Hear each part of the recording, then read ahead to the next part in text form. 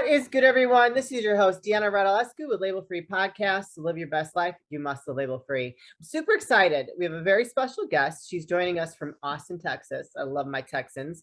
She is a published author. She was in the Neonatal Intensive Care Unit, and she was there in 34 years of experience. She is now currently retired. Please welcome Susan Landers to the show. Susan, thank you for being here. Can you please tell the audience a little bit about your background? Yes, thank you, Deanna. I appreciate the invitation. I practiced in the Neonatal Intensive Care Unit, the NICU, for quite a long time. I became a physician and finished my training before I got married and had children. I had 3 children. I married another physician, and my husband and I raised our 3 children while we both worked full time. He had a different specialty. His job was a little less intense than mine, but still plenty of work.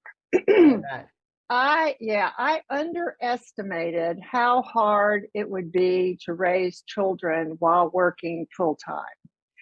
I love to talk to working moms nowadays, especially young millennials, because they've gotten this notion from all of us, from society, from culture, that you're supposed to be able to do everything. Juggle your kids, juggle your career, keep your husband happy, keep the house cleaned. It's just crazy. And I like to tell people that notion of what a working mother is really false. Yeah. It's something that society and our culture has dreamed up. I wrote a book about my experience, a memoir called So Many Babies. And in that book, I talk about what it was like to grow as a physician and as a mom, because I didn't always know what I was doing as a mother. I was very skilled as a physician and a good physician, but even though I was a pediatrician, I didn't do the perfect things with my children. I had to learn, I had to talk to friends, I had to ask family members for help and support. And I wanted other working mothers to feel some reassurance that the way I went through things and the difficulties that I had here and there are normal. I really wanted to normalize my experience, and that's why I wrote the book. Part of it is to tell about life in the NICU, and part of it is to tell what it's like to be a busy working mother. Yeah. And I would think that even though you were a pediatrician, people probably thought that, oh, you know what you're doing, you got this, Yeah. you're doing it like Superwoman with your cape on, Right. super mom, when in reality, you're just a working mom like a lot of other women out there. Yes, the NICU moms, I love to talk to them. When their babies are in the NICU, they're sitting at the bedside, getting to know the nurses and the other doctors. And I would tell a story about one of my kids, something going wrong or some challenge. And they would look at me like, you're a pediatrician. Do your children act like this? Do you have trouble with your children? I'd go, are you kidding? Yeah. Everybody has trouble with their kids. Everybody learns as they go. And they would always say exactly what you just said. Wow, I thought your children would really be perfect. I'm going, there is no such thing. No mom is perfect. No child is perfect. We're all just out there doing the best we can, especially if you have a job that you really like. Yeah. The other thing that's going on right now is that moms are being forced to choose between childcare and work. Yeah. For a number of reasons. Childcare is so expensive. Work got changed during the pandemic. Everybody expected women to take up the slack. Yeah. And so I feel like working moms nowadays are struggling because of this culmination of all these events, expecting to be perfect, expecting to take care of children, expecting to hold down a job too. And it's really all too much for lots of people. Absolutely. And we're going to talk about going through the pandemic. But do you think that those are a lot of different labels that society puts on women as mothers? Yes, super mom is something that I thought I was supposed to be when I first became a mother. Um, uh, Good enough mother is a Yeah. good label, and we don't talk much about that.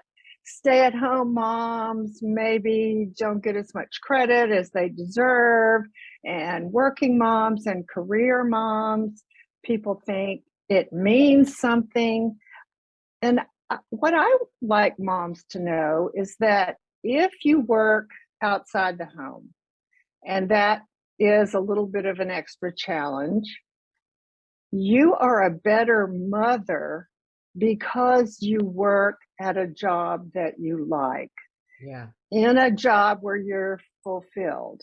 And so, even though you may work 50 or 60 hours a week, that job, that work, that career, whatever we call it, allows you to be a better person, and therefore you're a better mother.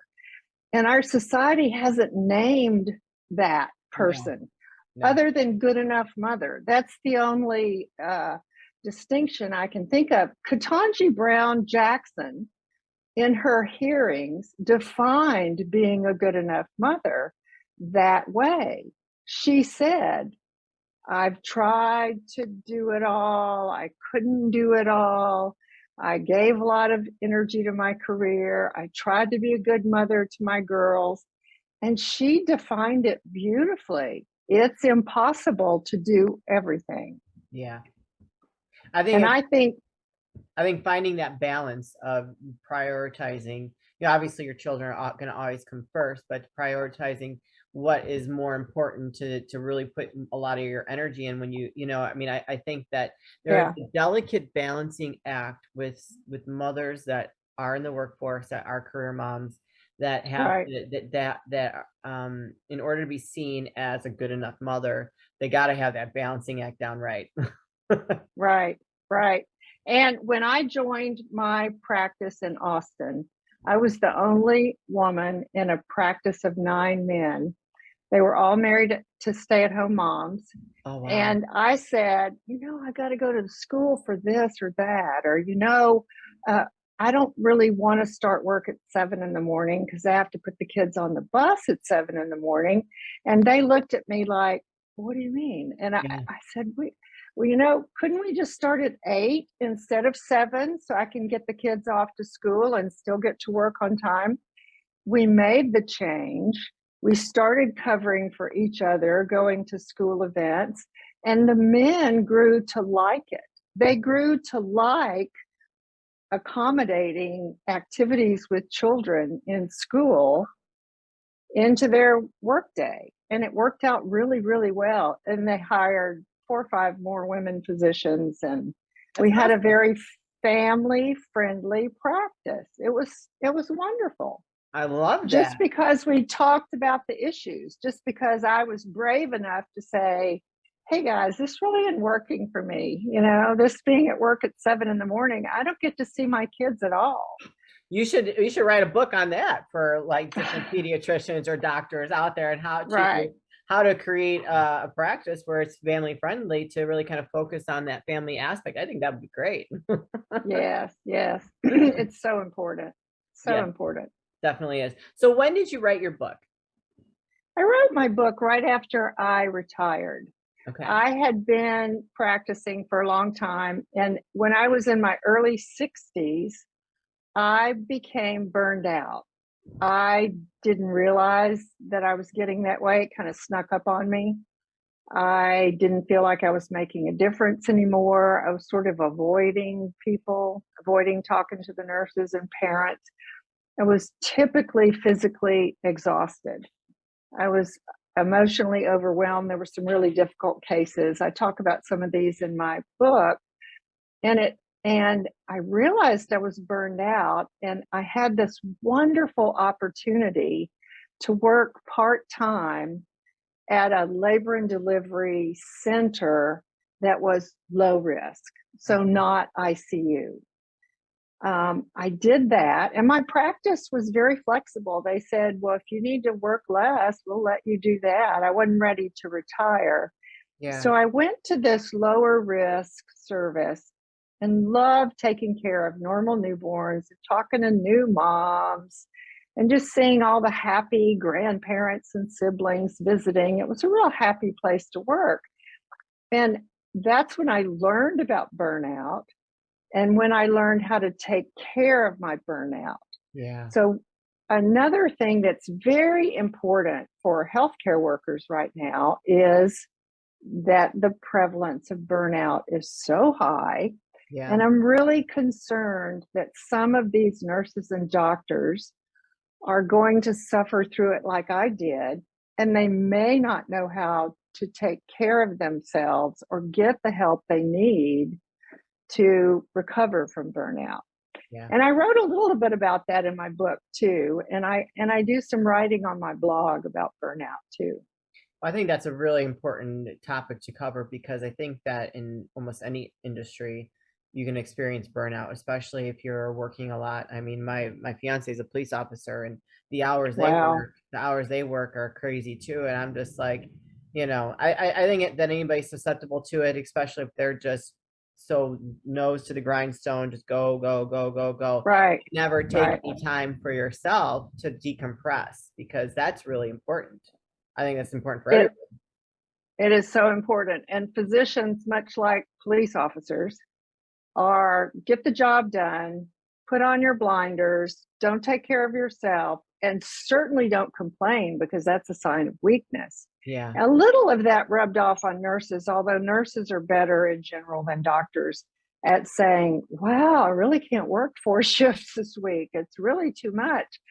And I really feel for how hard these people worked during the pandemic Yeah. because they were so short staffed. They saw so much disease. They did so many extra shifts. They took care of so many cases where things were going poorly. And there's no way, like with your fiance being a policeman, there's no way that what they saw it is not going to affect them. It's going to Yeah, be in the right. back of their brain. They're going to Yeah. remember some of those images. And I really worry. It's a lot like our PTSD and our vets that come home. And sometimes it happens later, way after the trauma. So it's so important. If anybody listening has a loved one that's a nurse or a doctor or a veteran or a first responder, Yeah. they need to really watch out for signs of burnout because your loved one needs to get the help they need to heal and recover. Hey, Dad. Hey, Very did you good. know that April is National Testicular Cancer Awareness Month? You know, I did hear that, but I've been around for a long time and I wouldn't know how to check myself. You can go to manscaped.com, TCS, and they have some simple checks that you can actually do, and it'll show you how to do it. Well, that's great, Mike, because we're with Label Free Podcast and we partner with Manscaped to make people aware of testicular cancer and how they can check themselves. We here at Label Free Podcast partnered up with Manscaped, and we have a promotion going where you input Label Free 20 and you get 20% off the product and shipping. And some of the products that I know that we have here, the new premium products they just came out with. I know that Manscaped's taking care of our below the waist issue, and I know that you endorse the product because you've used it. I have, Dad. I've got to save my balls. That's the best way to go. I'm about self-care. Oh, good, good, good for And you. I think, and I watch, obviously I pamper him when he works some real long hours. I want to make sure he's taken care of and he can just relax and decompress and I just think it's super important. After going through a lot of counseling for my previous life, you learn to just be aware of some of those things, because I know that Good. there's certain traumas that from, when I was growing up that sometimes get triggered, and I have to be mindful Yes. of that. And I think it's just because of those experiences, which is like PTSD. So Right. Right. you said something about there are some hard cases being in neonatal intensive care. Can you share like one or two of those? Yeah, let me see. A baby, a tiny baby whose parents wanted him desperately because they were older and he was IVF, a product of IVF. And the father was an evangelical preacher and prayed for miracles. And the little baby had a very bad complication of prematurity, which is a hemorrhage into the brain. And the hemorrhages that he had were quite large and damaged a lot of his brain. And we told the parents, I was one of his doctors, that his outcome would be very poor. For sure, cerebral palsy, maybe some other major disabilities. And the father and mother said, that's okay, press on. And we said, okay. And we pressed on. And then the baby developed an infection, a severe fungal infection in his blood that spread to the brain. And a fungal infection in a newborn is amazingly serious and devastating. And I don't know how this little guy survived. And again, when he was sort of hanging on by his fingernails, almost on the brink of death, we said to the parents, you know, it would really be okay to let him go and let him die of his prematurity and his complications. And they said, no, no, no, no, no, no, God is going to take care of him. And the child unbelievably survived because of all our great technology. The dad was very appreciative, the mom and dad both. 2 years later, they came back to one of our neonatal reunions, and the child was in a wheelchair. He was totally deformed with cerebral palsy, couldn't speak, couldn't see, was fed by a tube. Sort of drooling, sort of had seizures. And I personally had a lot of trouble with that case.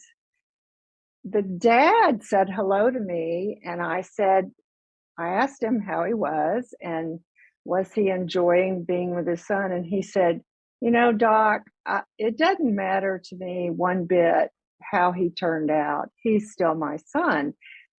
And of course, that father was right. Yeah. But I had some trouble with that particular case. And there are other cases like that where there may be an opportunity for parents to make decisions about stopping care or no longer going forward with more intensive care. And when nurses, doctors, and parents don't agree on those cases, it creates some ethical and emotional turmoil. Yeah. Because everybody has an opinion. I mean, whether you think you do or not, if your child is in that position, you'll have an opinion about what's the right thing to do for your child and for you. So cases like that kind of case is called moral distress. And that's the thing that during the pandemic, there was so much of. Yeah. You know, making decisions about caring for people who refused a vaccine, or making decisions about caring for people who were dying and their family was nowhere around because they couldn't come in. Yeah. Or not having a bed for a patient that you thought you could help, but there was not equipment or room to take care of them. And so again, moral distress is something that doctors and nurses deal with. And they dealt with it in spades during the pandemic. I dealt with it over a long haul, but at the very end, it kind of got the best of me too.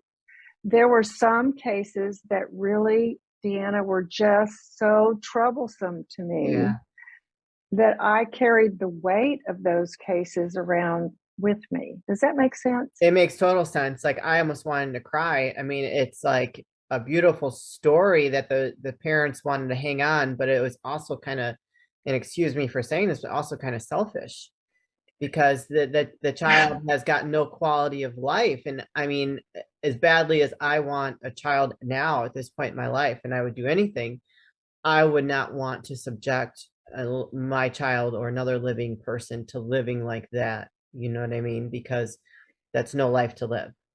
Well, you have expressed the paradox exactly.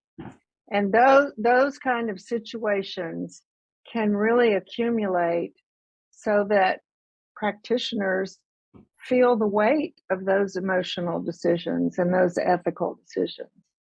And that's not an uncommon thing that happens in the NICU. I mean, tiny premature babies that have complications are actually pretty common. So. Yeah. Well, bless your heart. So, I mean, I was going to ask you at that point, how did you deal with that? But it sounds like you didn't really deal with it at all. You just kept moving forward, and then Well, caught up with you later. well, I have to be honest here. The dad and I disagreed, and my recommendation was that they let the baby go Yeah. because of my quality of life views. Right. And they disagreed. And the dad asked if he could have another doctor take care of his baby. Oh, And that is the only time in my life I've ever been asked by a parent not to be their child's doctor. And I said to the dad, that's fine. I've got plenty of partners.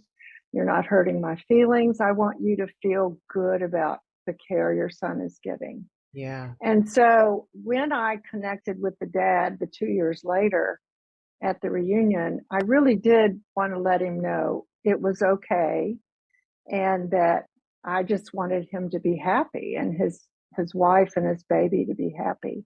But that case ended badly for me Yeah. in that I had to leave that case and let one of my partners take it. Yeah. Well, I mean, if it's going to affect you like that, I think I probably wouldn't have been able, I probably would have been like you.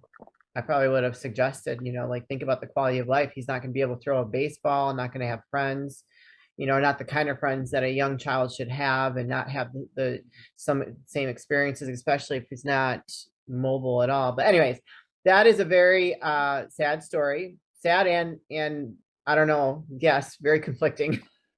Yes, it is. Well, based on that and how amazing you've been and all the things that you've experienced and then this awesome book that you've written, where can people find you, connect with you, and learn more?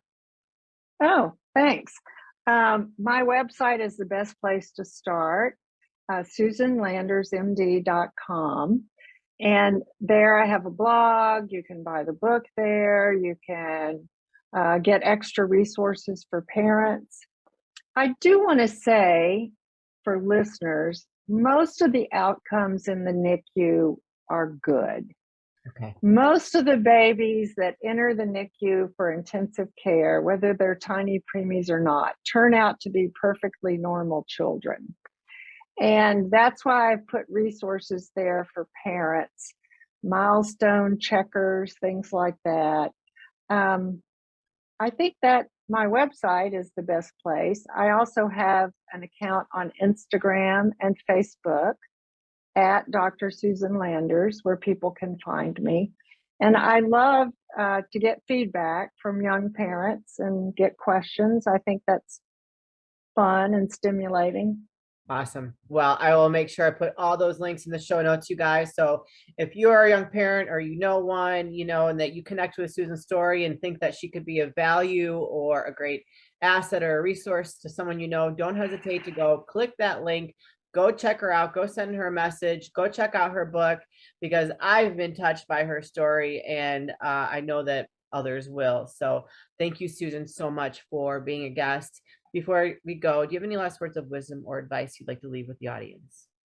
I would like the audience to know that their doctors and nurses care for them very deeply, and that oftentimes they're frustrated by a system that slows things down and gets in the way.